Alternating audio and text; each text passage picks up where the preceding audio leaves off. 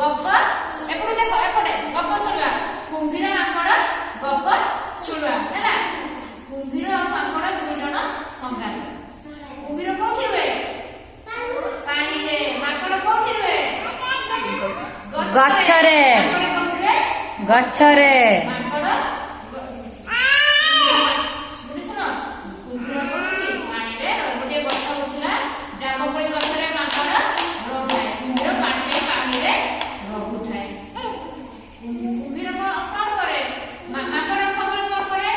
ଜାମୁକୋଳି ଗଛରେ ରହିକି ଜାମୁକୋଳି ଖାଉଥାଏ। ଆଉ କୁମ୍ଭୀର ମାଙ୍କଡ ଯାହା ହଲେଇ ଦିଏ ତଳେ ରହିକି କିଏ ଖାଏ? ପାଣିରେ ରହିକି କୁମ୍ଭୀର ଖାଏ। ଜାମୁକୋଳି ବହୁତ ମିଠା। ଏମିତି ସବୁବେଳେ ଚାଲିଥାଏ। କୁମ୍ଭୀର ମନେ ମନେ ଭାବୁଥାଏ କଣ କରିବ? ମୁଁ ଏମିତି ସବୁବେଳେ ମୋ ସେ ସାଙ୍ଗ ଜାମୁକୋଳି ମତେ ଦେଉଥାଉ, ମୁଁ ସବୁବେଳେ ଖାଉଥାଏ। ଏମିତି ହଉ ହଉ ଦୁଇ ଜଣ ମିତ ବସିଲେ। ଦିନେ ସେ କୁମ୍ଭୀର ମାଙ୍କଡକୁ କହିଲା, ମିତ ଚାଲ ଆମ ଘରକୁ ବୁଲିବାକୁ ଯିବା। ମାଙ୍କଡ କୁମ୍ଭୀର ମନରେ ଲୋଭ ହେଉଛି ଯେ ମାଙ୍କଡ ଯଦି ପ୍ରତିଦିନ ଜାମୁକୋଳି ଖାଉଛି ତାହେଲେ ତାର କଲିଜା କେତେ ମିଠା ନ ହେଇଥିବ। ମିଠା ହୋଇ ନଥିବ। ତେଣୁକରି ସେ କଣ କଲା? ତାକୁ ସେଇ ଲୋଭରେ ତା ସହିତ ମିତ ବସିଲା। ତାପରେ ତାକୁ ନେଇଯିବା ପାଇଁ ତା ଘରକୁ ବସିଲା। କୁମ୍ଭୀର କୋଉଠି ରହେ? ପାଣିରେ। ମାଙ୍କଡ ବହୁତ ବୁଦ୍ଧିଆ। ସେ କଣ କଲା? ଦୁଇ ଜଣ ଗଲେ। ଦୁଇ ଜଣ ସାଙ୍ଗ କଣ କଲେ? ମାଙ୍କଡ ଗଛର ତଳକୁ ଆସିଲା। କୁମ୍ଭୀର ପିଠିରେ ବସିକି ଚାଲିଲା ତା ଘରକୁ ଯିବା ପାଇଁ।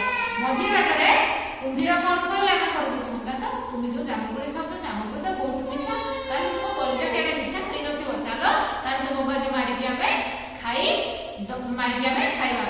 ତାଠାରୁ ବୁଦ୍ଧିଆ କିଏ? ମାଙ୍କଡ ବହୁତ ବୁଦ୍ଧିଆ। କହିଲେ ସଙ୍ଗାତ ଯଦି ତୁମର ମୋ କଲିଜା ଖାଇବାର ଥିଲା ତାହେଲେ ମତେ ତୁମେ ଗଛରୁ ଆସିଲା ବେଳେ ମତେ ସିନା କହିଥାନ୍ତ, ମୁଁ ମୋର କଲିଜାକୁ କୋଉଠି ରଖିଦେଇଛି?